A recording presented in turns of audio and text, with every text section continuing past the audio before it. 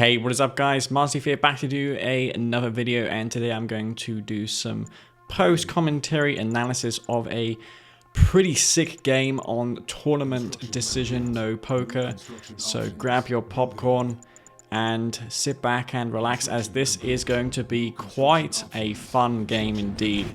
I'm going to try and recall what I did, my thought process behind my moves in this match. Now, I didn't provide much commentary in real time, that's why I am giving you all my thoughts now. So you may hear me dub in some commentary here and there. Hope you all are enjoying my recent videos. I have more videos to come, so stay tuned for that. Subscribe to my YouTube channel if you haven't already to stay notified. And I mentioned in the description of my last video that there is a new version of R19, R19J. I know it has dragged on quite a bit, and the reason for it is because of the infamous Mechapede crash. That was quite an issue, took multiple iterations to find, resolve and fix, but I am pleased to say that it is no longer a thing anymore after extensive time and effort spent on it. I've also fixed a number of other things, like you can now use tip agitation on a sub-faction, Black Hand or Marked of Kane, upgraded power plant. You got the damaged ceramic armor, texture showing on that hammerhead debris as well, and several other things, including a number of new maps added. Now, personally, from first impressions of the maps, I don't know, maybe later on they will stick, but at the moment they seem very different from the norm. Lots of terrain. I'm not sure if that's going to favor Scrin too much, but we'll see. Anyways, this game is heating up, quite literally, because we have flame tanks, Black Hand versus Reaper-17 on Tournament Decision. Now this is basically Tournament Decision with no poker, because the tip spikes are not contested.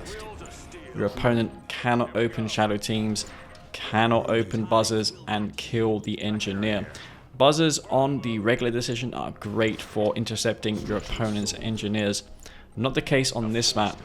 So I'm moving through the middle of the map here, I reckon. I've got two flame tanks as well. One on the right hand side doing the really crazy move that Whitey found, Jake White, where you force fire the ground in the fog of war and the flame unit kills the building that's there. Now I know it may sound obvious, but hey guys, that took 10 years to find, so credit is due to Whitey for such an amazing discovery. He has written himself in the history books for sure. But yeah, enough about Whitey. Flame tank going down, but I'm going to go and target that other spike there. I could also capture it if I so desire, but I feel like I'm being pressured too much by Seekers and I need to deal some economic damage because I invested heavily into this rush. I'm going to sell another Operation Center, one to kill the spike, the lightning spike. I'm also killing the other spike, which is his Tiberium spike, but you get it, both spikes going down. Second Black Hand squad in that Reckoner. Look at that synergy right there. Shardwalker gets disposed of, so that is not going to be killing my Reckoner. Gun damage, extremely good against Reckoners. Harvesters coming out for me as well. And this flame tank has found its match, and that is the Devourer tank. Well, if it had Blue Flame, the flame tank would probably win. That's how busted Blue Flame is. But yeah, no spoilers, guys. Blue Flame may or may not be a thing in this game. We shall see later on. It's a long match, as you can see by the duration of the match. Two Flame Reckoner moving in. I'm going to try and sneak by here. Now, I'm not the sneakiest of sneaky factions, because I am Black Hand, so no stealth for me. But it gets into the base. Not going to kill the refinery. I mean, it may fall, it may not, but he's going to save it. Buzzer Hive comes down. Devourer tank as well can crush infantry, unlike the Seeker, which has no crushing. Despite being a levitating unit, it simply cannot crush units. But the Dev tank can. Secret Shrine coming down for me. And I hope that there is no visible lag in this recording, because my stream had a lot of issues. Had some driver issues with my PC. I have since resolved that. Tier 2 coming down. I'm going to start building a MCV. Now, this is atypical from me. You don't normally see me go for the multi-MCV strategy, but this game I'm going to go for 2 MCVs, and I'm going to take the expansion and we use that free power scan. Signature scan is free in R19 for Blackhand. It's not of any use. Even if it was free and recharged in 15 seconds, no one would ever use it because it just doesn't have much utility. I mean, maybe. No, there's no maybe really. It's just useless overall. You're not going to really get any intel from it. Blackhand have usually the tools to scout the enemy base, so you don't really need to see where the power plants are because you're always on the offensive anyways, so that is not really a thing. It would be more handy for GDI factions where they could detect where the power plants are and then just go in with the Firehawks and just bomb the power plants, you know what I mean? There's more synergy there. But that would be pretty OP, I think. Tripod in the middle of the map. Just one lone tripod just walking around the place wondering what is going on there. It is War of the Worlds, ladies and gentlemen, with this tripod in the city. MCV going to expand. I'm going to set myself up another expansion. I've got a lot of harvesters that I built early on. I'm going to transfer 1 or 2 to that type of infill. It looks like I've already done that already. MCV ain't stuck on that terrain. That's an issue with this map and kind of all maps. You have to make sure that your MCV isn't sticking on terrain because they will just stop moving and you'll have to give another command. Now, right on cue for the commando. Went from a command into a commando. Commando is out. Blackhand commando. Hoping that he doesn't use the Buzzer Swarm support power. In fact, that's why I sent the infantry force in before, to bait that Buzzer Swarm. But it did not happen. Shard Walker's here. Commando going down. It's a heroic commando, so that can tank a crap ton of damage. So I was like, okay, one commando didn't work. Well, I'm going to try another commando. So I'm going for another commando. Let's see if we can get into his base with that. I just sold that barracks there to see what he is up to, just to extend my vision. Lots of eco down for me. I'm about to deplete my original field, and I'm going to start spamming this infantry out. I've got also the Purifying Flame on the way. I haven't sold my Secret Shrine for this reason. 2 obelisks getting dropped. Hexapod, Tripod, Dev Tank moving in. That Shard Walker as well is also initiated. I was afraid that he would crush me with that Shard Walker. Hexapod full health working on these obelisks. Now there is no Devastator warships for the Reaper-17 faction, but I myself, I also don't have any artillery. I'm going to just drop an obelisk there just to deal with these pesky Seekers. Phoenix is just stopping me from harvesting that tip field. He's been doing a good job this game in keeping it hard for me to harvest that top left field. It is called Tournament Decision because you can take the top expansion field or the bottom corner fields. Now I feel like if you went for the top left field, you are in a more advantageous position for defense because you do have the high ground. I think that's why they made it called Tournament Decision. So even if you lose the bottom fields, if you secure the top, then you have a pretty good chance of winning the engagement with artillery from that high ground. Lots of obelisks coming down. Triple MCV obelisk. And I'm now starting to queue beam cannons. Now, why would I be queuing beam cannons in this situation? Well, it's to charge the obelisk of light. The beam cannons have an ability to extend the range by 10% for every beam cannon that is charged in the obelisk. It also increases the fire rate of the obelisk by 10% per beam cannon. It stacks to up to 4 beam cannons. So if you charge the obelisk with more than 4 beam cannons, you won't get more than the benefit of 4. So I'm just going to charge this one up here with 3. That's 30% more range. It may just about range those tripods. Look at the fire rate on this obelisk. It can go pew, pew, pew. It's going to start slicing down the health of these tripods and hexapods. I need it to happen. I need this obelisk to do some serious work for me because I'm getting overrun here. There's tripods there. There's a hexapod there. Even getting healed up by those corruptors. Engineers moving in as well. Stasis shield coming down on that MCV. Extremely tight game this. I'm trying to look for this simulator. I can't get my sights on that assimilator there with all those cabals I had. I built a shredder turret, but I was a bit too late. And I'm trying to find the husk so I can target the husk, but I was unsuccessful. Only 2 of those obelisks remain versus his huge army. How can I possibly hope to stop this? I'm going to put a barracks in front of this obelisk of light, and that's just it. I can't hold this position. Hexapod and tripods just moving into my base. I've only got 4 beam cannons and nothing much else. Now I'm going to charge up this obelisk with 4 beam cannons. Now it did a little bit of bug here. It didn't charge the top of the obelisk, but nonetheless it's still providing the buff. And look at this obelisk go, guys. Look at this fire rate. It is a crazy amount of DPS, crazy amount of damage. And I'm also single filing these raider buggies in here, hoping to get an EMP on these units.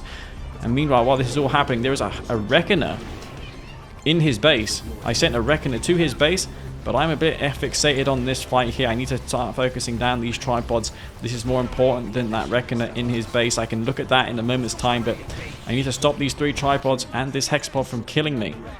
I did just remember the Reckoner there, and I hold this position barely. Somehow I do. That one obelisk with those 4 beam cannons absolutely saving me in that fight. More infantry being queued here, and I do have that Purifying Flame finally online, so I'm going to get that 100% damage bonus for all of my flame units. It is 100% more DPS. And I did the math, guys. With Blue Flame to kill a refinery, it takes only 2.66 seconds. I did account for the veteran C rank of the unit, which gives units 50% more DPS. So it is originally 144 damage, but if you multiply that by 1.15, then yeah, that's a lot of damage. Or subsequently 300 multiplied by 1.15, and then you divide 10,000 divided by that. And it's also 10 shots per clip, so you have to do 300 times 1.15 times 10, and then you get the structure's health and divide it by that to get the seconds. But yeah, guys, I am doing math while commentating. I don't know, guys, I just enjoy stats. I've done the patch. I want to sound like I know what I'm talking about, so I don't get people like Green Zero assuming that I have changed too much and, you know, complaining about nothing, essentially. I can't change the way that harvesters path, for example. That's just simply not possible in a mod. I can only really change stats and, you know, fix model bugs and little inconsistencies here and there. Nothing much else, though. You're not going to change the issues that plague the game, like with the reverse move bugging and the harvesters getting stuck in the refineries. Maybe you can change the docking bones on the refinery, but aside from that, though, I mean, really, you're not going to change much. So this game is getting a little bit dry on the eco. That refinery, not too ideal, but I was very hectically trying to fend off those tripods earlier on. Hexapod moving in to this base. He's going to find that defensive tower there. Redeemer, not the ideal place to have a Redeemer, but I'm going to send that one up to the top of the map. And now it's going to be the battle for the top left field. I've got those 4 beam cannons ready to go, ready to charge up another obelisk of light. I've also got that EMP as well, but I think he's aware of this EMP. That's why he's put down that portal there, hoping to capture the EMP from me. I've got a macro key to queue rockets, cabals, and black hands in a specific order with a macro key. That's why you always see me queue them in that order. I found from experimentation that that is the best. Basically, 4 cabals, 4 rockets, 2 cabals, and 1 black hand squad is the ratio that I prefer with my black hand infantry. 4 beam cannons going to charge up this obelisk here. Defensive tower being a real nuisance. I could have stopped to destroy my Redeemer, but I need to fend off this hexapod because this hexapod is coming in. And this obelisk is trying to inflict some major hurt on this. I drop another obelisk, and I can also move the beam cannons to the north and charge the obelisk on the edge, just so he can't cap my field there. So he's not going to be able to stop me from harvesting, and that's my only concern currently. Tip fields in the bottom of the map are regrowing in Tiberium. And I'm going to hold my ground here versus this Skrin army. Tier 4 getting deployed. I built this just to kill the Corruptors with the Catalyst Missile. Beam Cannons charging that Obelisk up. It's a very underused ability. I think only me and Phoenix use it. No one else really does. But it is really good in situations like this. I can also uncharge my Obelisk and use those Beam Cannons to kill structures. 4 Beam Cannons is a sufficient number to inflict serious damage on structures. So I'm going to use this Catalyst Missile here. It kills all units containing Tiberium besides the Marvin, of course, obvious units. Like, well, you're not going to be able to kill Shard Walkers because that would be busted, wouldn't it? Let's be frank. Shard Walkers, Reaper-17's really their only anti-infantry unit. Imagine if that could just get one clicked. We've really busted. So I think for balance reasons, you can't just click a Marv out of the game with $2,000 support power. It's just not on. Let me see if I'm going to move to the middle of the map to place some forward obelisks and use my beam cannons to charge those up once again. I'm going to actually use the city. I believe some of those structures are not even destroyable. So that's going to be great cover for me in fending this off. Flame tank as well into the top of the map. I'm going to send that in. Maybe I'll be able to get into his base and kill some key infrastructure of his. Maybe the tier 3 and deny that phase field. But we do see a tripod there which does intercept that. And I am just bleeding a bit too much. He's got this base in the expansion field. I have a spike advantage. 1 spike, I believe, for me. 2 spikes for me and 1 or 0 for him. This hexpod is moving in. It doesn't have 2 garrisons in it. Not that they would have really mattered there. The hexpod does get EMP'd immediately. And my Redeemer is also EMP'd. That's going to take some serious damage from those tripods. I may lose the Redeemer here and now. And this hexpod's just going to get resources by stomping all over this infantry. As you can see, the recycling system is giving him a lot of income. All of that money I spent on my units going into the Scrim players' bank balance. And all the while this has been happening, I've had the time to build 3 flame tanks and a war factory in that expansion field, because I'm going to lose conventionally. I lost my Redeemer, and I only have 3 obelisks, which he can just kite for days. He's got the Corruptors as well, and the 3 flame tanks are moving into this base. I'm going to send those in and clean up that base there. He had no tripod or anything to defend against those flame tanks, so I'm going to send those in, and I'm going to try and destroy as much as I possibly can. His hexpod still lives. It's actually got a rank on it as well now. I see a technology assembler. I'm going to get that destroyed tripod moving in, and he decides to sell the tech center, I guess because he needs the resources for a ref warp sphere on the front line. Didn't know you could place buildings in that position.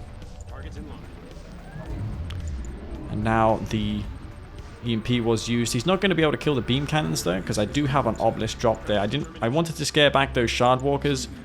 I've got a war factory on my field here, so I can send those beam cannons back to that for repairs if I need. I'm going to get that attack on the growth stimulator. Growth stimulators give Reaper-17 passive resources over time. It is 15 credits every 5 seconds. So obviously it'll take a long time for that to amount to anything substantial, but it's still better than nothing, right? It's basically free resources, passive resources. If you have several of them, then it's like having a Tiberium spike. 1 more than your opponent would on a map where both of you have the same amount of spikes. Reaper-17 and Skrin in general just have more resources. And this hexpod can generate resources itself, so even if he doesn't have enough money here to rebuild a refinery, he can absolutely build a refinery at this point. So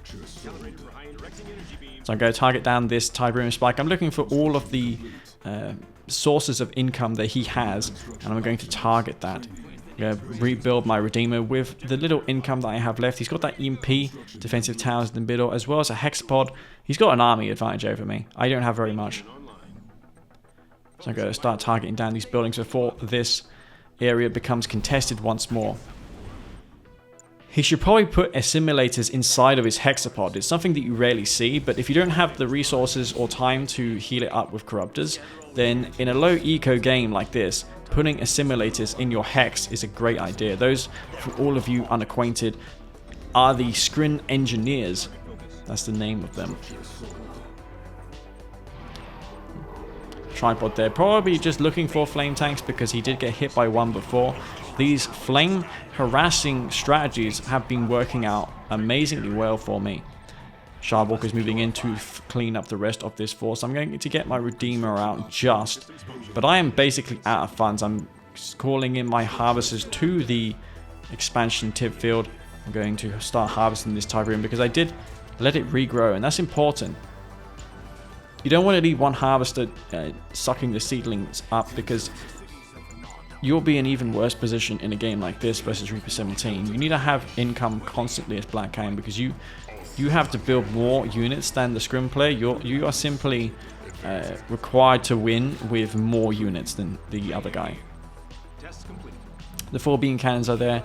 I still retain my tier 3 so I can build an obelisk. I just about have the income to do that. My plan here was to deploy the MCV where his Tiberium spike was and just put an obelisk at his Tiberium field, but I just noticed I can't range it. The MCV build radius isn't quite enough to range that Tiberium.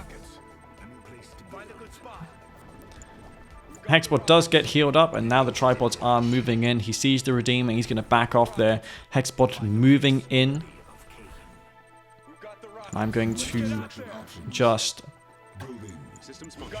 set up shop here. I do have income coming in. He's also somehow got resources, I guess because he's been harvesting that tip field. He's got a refinery down on that field. Blue Shardwalker's out as well, and a Hexbot. There's no way I can hold this field in the top. If he moves in with everything he has and attacks me in the top of the map, I'm going to lose my base here. There's absolutely no way I can save it.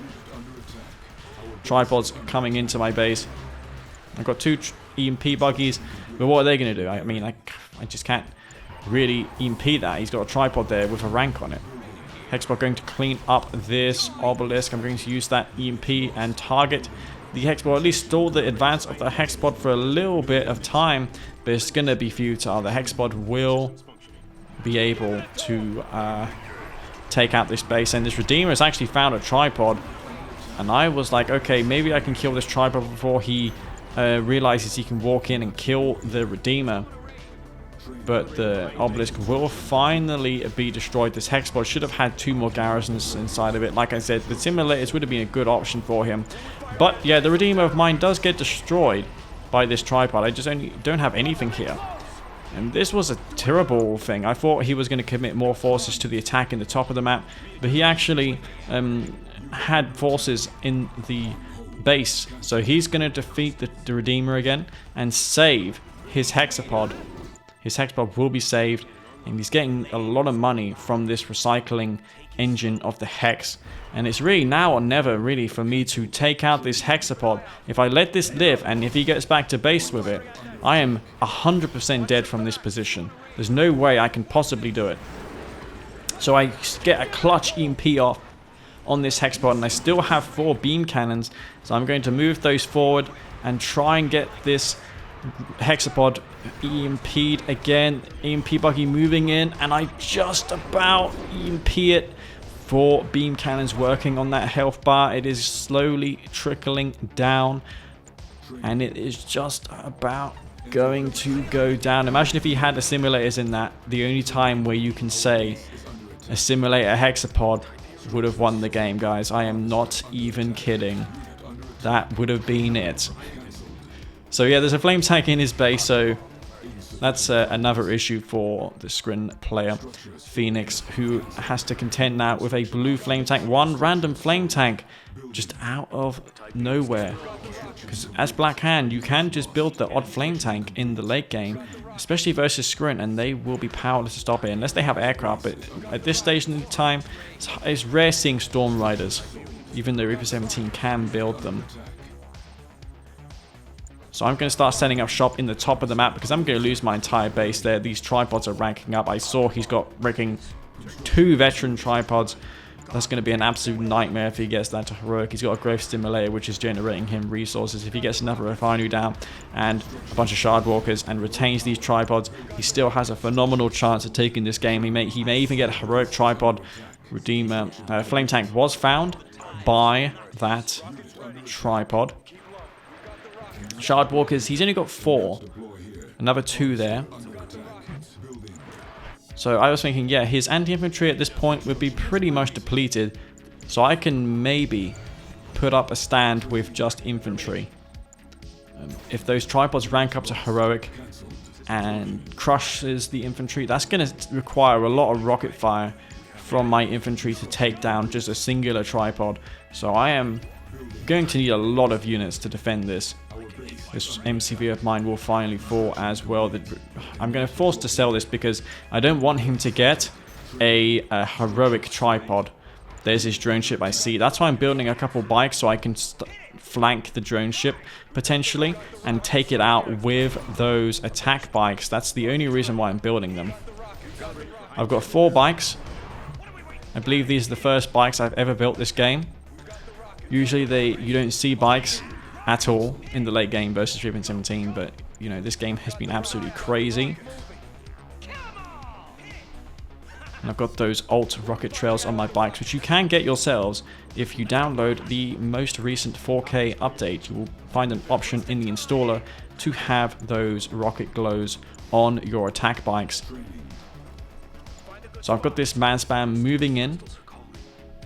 I don't want him to set up shop there, because if he puts down a refinery, there, and I am in some big trouble. He should have probably tried to capture my spike.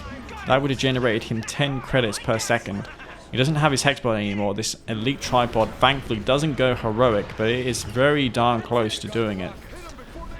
For beam cannons, I'm using those as artillery just to target down these buildings. He obviously didn't have enough income to build a refinery because he would have just built it there and spammed a bunch of buzzer hives. But these harvesters, he's got 3-4 harvesters. If he builds a refinery and unloads all of those harvesters, then I am in a world of pain because I just can't deal with his army. His army is still too powerful for me. That elite tripod is my biggest worry. If it goes heroic, even this man spam is just going to get crushed by the tripod while the gunwalkers focus me down. So I am now out of resources. My tip field has depleted and I see a growth stimulator here. I'm going to target that down because he's getting 15 credits every 5 seconds from that. That could be the difference between him getting a refinery right now and him not getting any refinery. So I did destroy that. Thankfully I noticed. And now I know at this point in time, if I stack infantry and just keep stacking infantry and stopping him from setting up shop, I can win this game. So I'm spamming more of that black hand man spam, 3 rockets in that building. I'm trying to get this drone ship on its own to destroy. But he's going to be forced to engage very soon because my army is getting larger and larger and his is essentially not growing in size.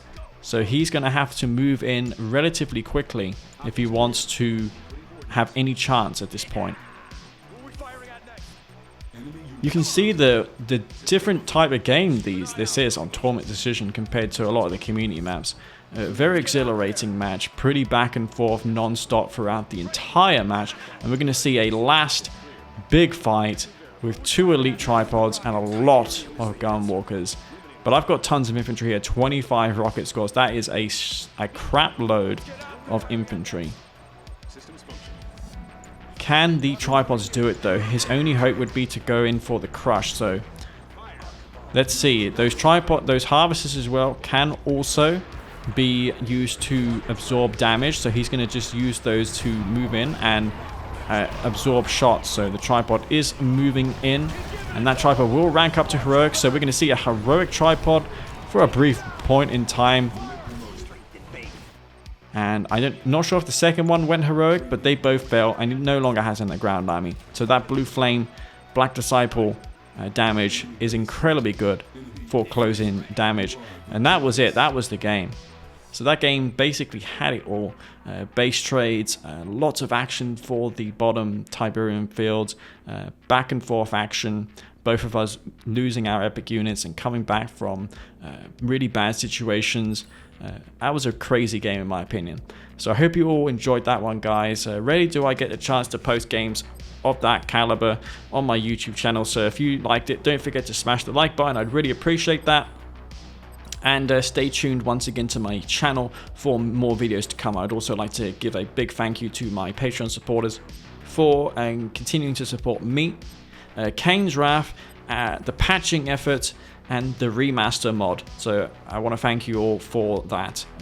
It is without your support, of course, this all wouldn't be possible. So that's all I have to say, guys. This is going to be Masterleaf. Peace out.